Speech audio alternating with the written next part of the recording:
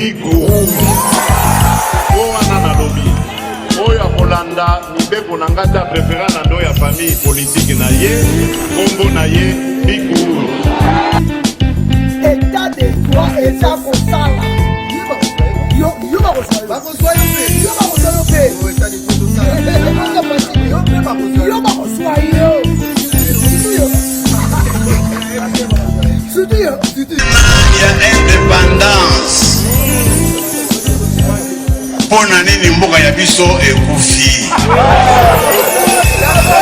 Mboka ekufi pona moyibi.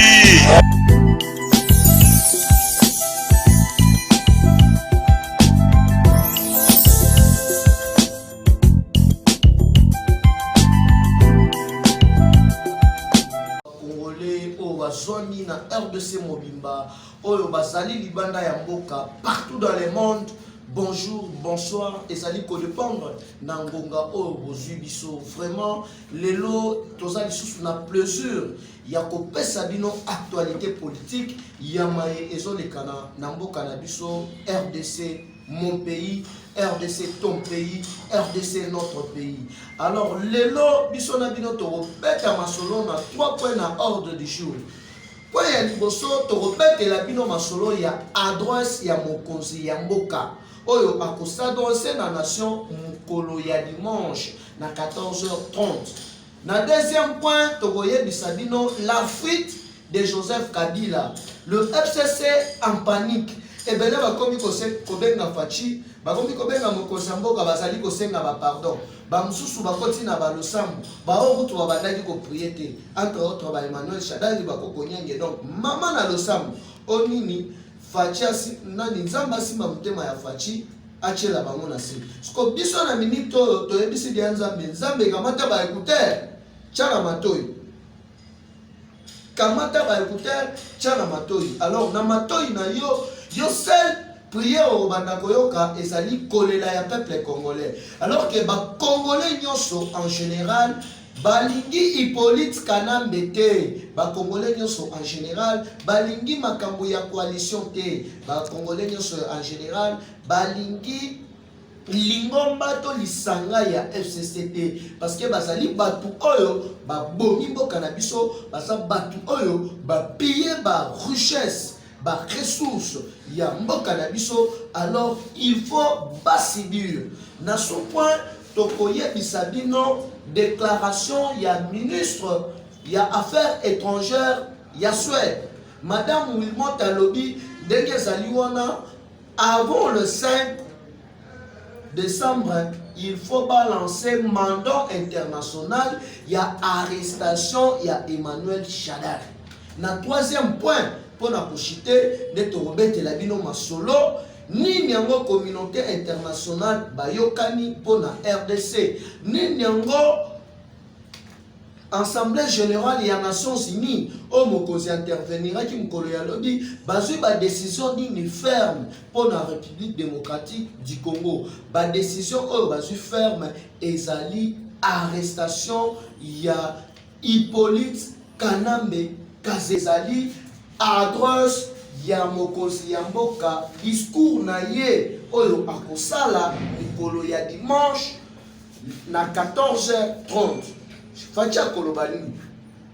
Avant mokonzi aloba toujours na ba casquette na ye, toujours na ba stratégie na ye, chef de l'État a komelaki déjà Assemblée nationale na Sénat pour na organiser congrès ya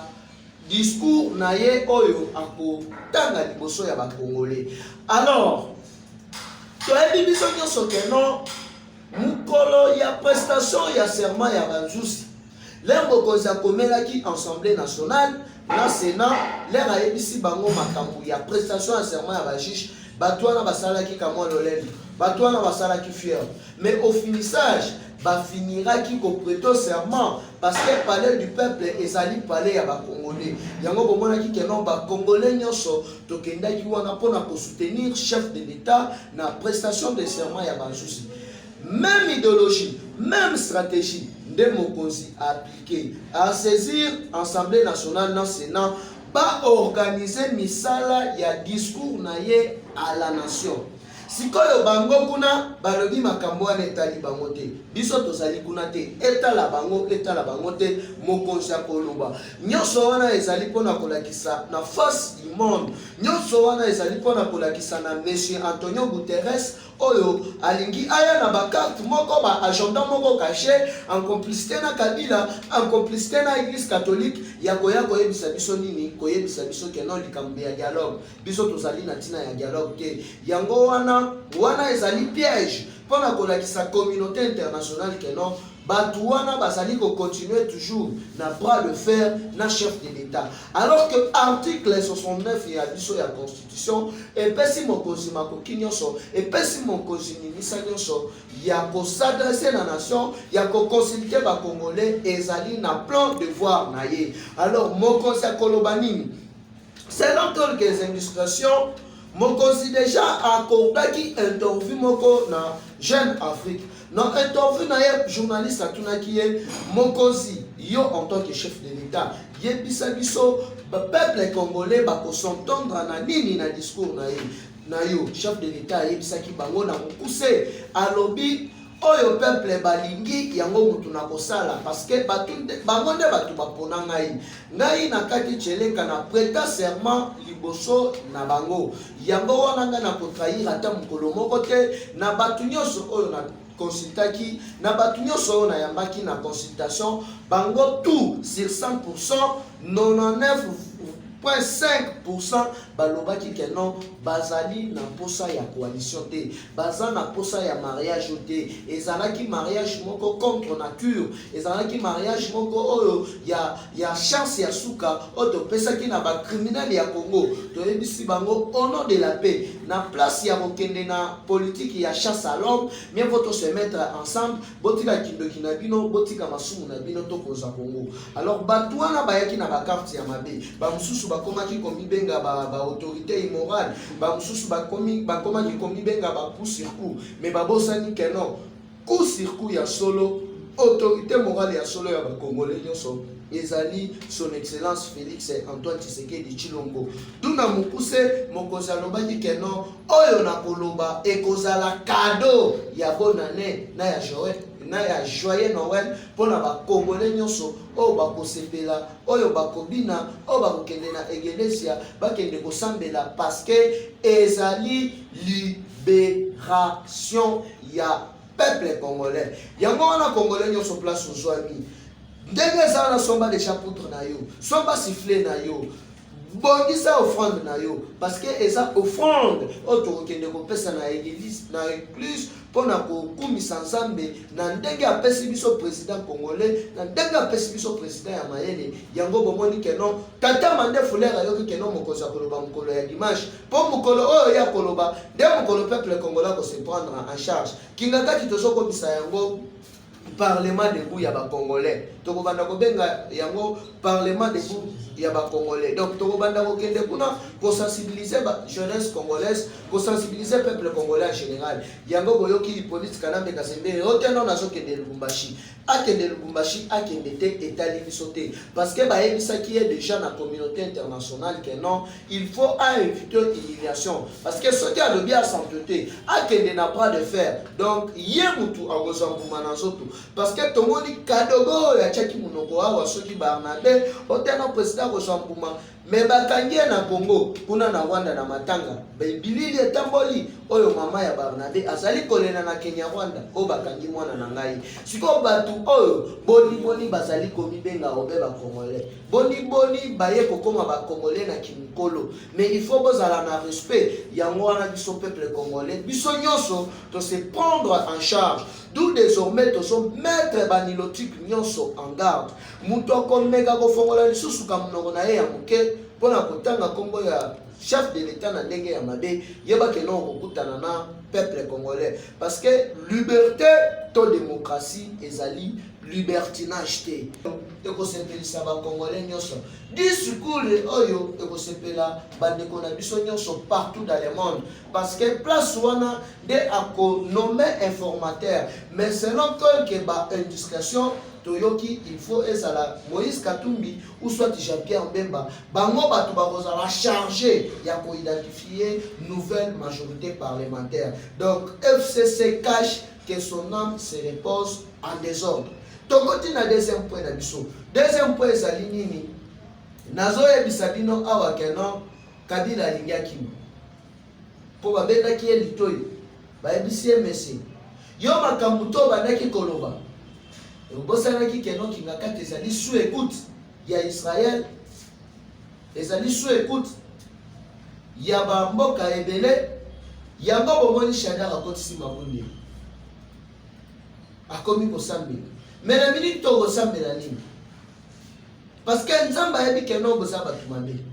Obino bosala peuple congolais ezali péché moko impardonnable. Na Kananga à l'époque Bosha Bazalaka ministre ya intérieur et yo coïncide Shadar et Azalaka wana donc bangonde ezalaki organisation na bango oyo ba kamata ki téléphone ba bengi général moko na Kasai na Congo ya Moindo na colonel soki bon kombo na ye kiningai colonel wana ndi a témoigner que non ngana zalaki nanga exécutant ngai muto apesaki nga ordre ezali Shadar ina Evariste Boshab balobaki ordre uti na Kinshasa epa ya Joseph Kabila yango omoni que non communauté internationale mobimba bazali na posa ba mona clair na dossier wana alors po ba mona clair en entendant que non makambo efanda balobi ba kende kosamba libanda parce que batu o babomaki bazalaki ba paya Zeylan Catalan na Michael Sharp bazalaki bandeko ya ba américain oyo bayaki ko exercer musala na bango na RDC mais subitement kaka boye à cause ya pouvoir Kabila apesa ordre baboma yango alors ndenge ezali wana bakotanga na bango nyonso et puis bazali bakangani. Na troisième point to robeta masolo ya nini. Na troisième point nazo ebisa bino que non état de droit oyo ebele babanaki ko bulango état de droit zembu ya Marie Misambu soki ndem zembu ya maître Gims na ebité état de droit ezali en marche. Nini yango ezali kolekana. Chers compatriotes, il faut koyeba que non ndenge ezali wana John Numbi babengisi déjà awa na likambu ya meurtre ya Floribert Chebeya na likambu ya meurtre ya ba Congolais ebele na likambu ya tentative ya kobeta coup d'état ya likambu oyo abomba général tout na ferme na ye na niveau ya Katanga mwana maya yawa miswetelier donc eza pona koyebisa bino que non FCC banilotique nyonso batuti nyonso oyo bino bolona tilobi yango boko récolter pe lobi ko s'entendre que non olona ki masangu yo oya bule que non oko récolter nguba non ndenge ezali wana biyaki bango bisali nini bikoki yango moni voir kutu mukolo ya lobi bapesi déjà ordre ya que non ba ministre nyonso na ba vice ministre ata mutu moko te azali na droit ya ko voyager yango bomoni que non Age Matondo alingaki akende na Lubumbashi na ndenge na ye en complicité na Ilunga Ilunkamba l'air akomi kuna service ya immigration deuxième baebisio monsieur okokende epa été alobi français asilisi alobi swahili asilisi madame wana ya deuxième aéroport aebisi ata soki okobenga nzambe benga mais na minute oyo ngande awa or de uti wapi likolo yango tozali koyebisa bino boye ndenge ezali wana politique ekomi elengi politique ekomi kitoko parce que na minute oyo biso na bango tozali koconjuguer verbe umukama diplomatie bandeko balandi il faut boyeba que non tata mokosi ayambaki moko ya ba envoyé to secrétaire ya oya secrétaire ya Union africaine na kombo ya monsieur Moussa Faki oyo ayaki kopesa go parce que boyebi tata mokonzi déjà na février awa azali kokoma président ya Union africaine yango wana bayaki ba installer bureau na ye oyo ya administration na ye mobimba na bato nyonso oyo anomaki po ete na 2021 babanda musala alors ndenge ezali wana avant mokonzi aloba ba militaire nyonso ya intervention rapide ya SADC oyo batindaki awa bakomi déjà kosala ba déploiement na bango na ba province rouge Donc bazali na est mobimba, bazali déjà na Katanga, bazali na Kasai, bazali awa nyonso wana pona koyebisa bino ke non le mokonzi ya koloba mutu akoya na mbriema. Donc ezali système ya umukamate, ezali système ya mukwata yango moni ke non bana mai na minute oyo donc ekomi donc mbilinga alors na minute oyo okolela yo na nani alors que ndenge ezali wana bomonaki mokonzi avant discours na ye ya mokolo ya dimanche chef de l'état yambaki déjà ba généraux nyonso awa nazo ebisa bino ke non 4 généraux stratégiques bazali déjà na ambassade ya Israël to yebite kuna bazali ko solola nini nyonso wana ezali pona premièrement okamata ba téléphone na bango nyonso ko tiango na écoute okamata ko sangisa na empreinte na bango nyonso wana pona nini nyonso wana po ete mutu ata moko te à trahir Congo parce que armée congolaise ezalaki infiltré yango moni ke lelo ba généraux nyonso bazali na réunion stratégique na ambassade ya Israël bakolongo wana bakei na ambassade ya États-Unis d'Amérique nyonso wana eza pona koyebisa bino ke non bapaya oyo bakanisaki Congo ezali pizza na bango, Congo ezali shawarma na bango, Congo ezali Hollywood na bango, biliaki bango bikoki. L'air bakosi lisa wana nazo ebisa bino lobi nde sikoyo mokonzi akoyamba ba diplomate nyonso sauf imprévu. L'air akoyamba ba diplomate nyonso nde mbala moko nyata bortolika. Ata soki ayambi ba diplomate nyonso te, mais boye bakeno akoyamba 3 ou 4 diplomates stratégiques. Il y a ma grande puissance, il y a ma pays, il y a ma grande puissance. Nous sommes déjà un message fort. Il y a commencé dans tout ce power. Batu oyo bazaraki na ba plan ya mabe, il y a ko déstabiliser Congo, il y a comment voir nos professeurs, il y a ba université à Congo, et ça programme mis en place par tout ce power pour empoisonner plus de 40 professeurs congolais. Alors na boule na bango na stratégie na bango ezalaki nini ya ko remplacer ba génie congolais wana na ba génie na bango ya Rwanda. Alors que Rwanda awo oya tangisa na minoko nini na Kenya Rwanda nyonso wana eza pona koyebisa bino ke non Kabila yaki po ateka Congo na profit ya Rwanda na profit ya Tanzanie pays na ye d'accueil. Kabila yaki na posa asunga peuple congolais te. Yango zali komona batu nyonso wana bakomi sikoyo likolo bakomi kobanga banga mais na minute oyo obanga te biso peuple congolais tolobi l'air mokozi azali koloba mutu nyonso oyo abomaki peuple congolais mutu nyonso oyo achaki loboko na ye na libenge ya l'État ayeba ke non opération au Salava Kamoko, opération Toyebindao. Alors, bino bawande tout bokomaki na moi au arrogance parce que boyeba dit que non, autorité morale na bino bosonga mais on a dit bino que non, pas de dialogue, pas de négociation avec le diable. Yango wana bozalaki tellement ebele ya kolanda biso na banzela ya média, bozalaki vraiment ebele vraiment ezalaki plaisir ya trop. Ndenge ezali wana ndenge na utaki koyebisa bino somba déjà sifflé na yo somba bongisa déjà offrande na yo parce que ndenge ezali wana mukolo ya dimanche eza mukolo oyo ba congolais nyonso bakozwa diplôme na bango ya libération na maboko ya banilotique na maboko ya ba rwandais oyo baya Congo koya oyo bamikomisi ba congolais et puis bakomi pe arrogant siko koma na arrogance ya musala nini boye bisangana nana yebi champion ata ya Afrique ya pamba oteno champion waza champion d'Afrique ya boxe nationalité na yeza rwandaise champion waza champion d'Afrique nationalité ya judo nationalité na ye ezali rwandaise. Donc batwana musala na bango esaka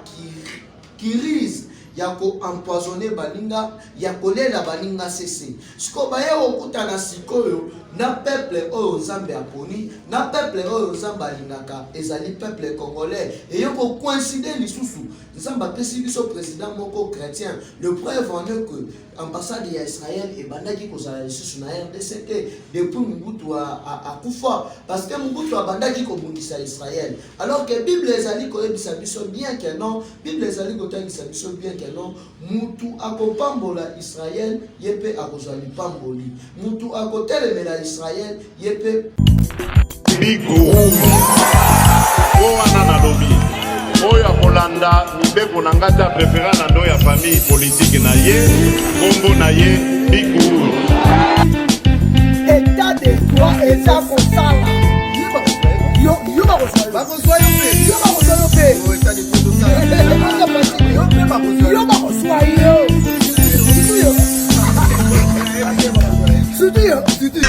ya indépendance mpona nini mboka ya biso ekufi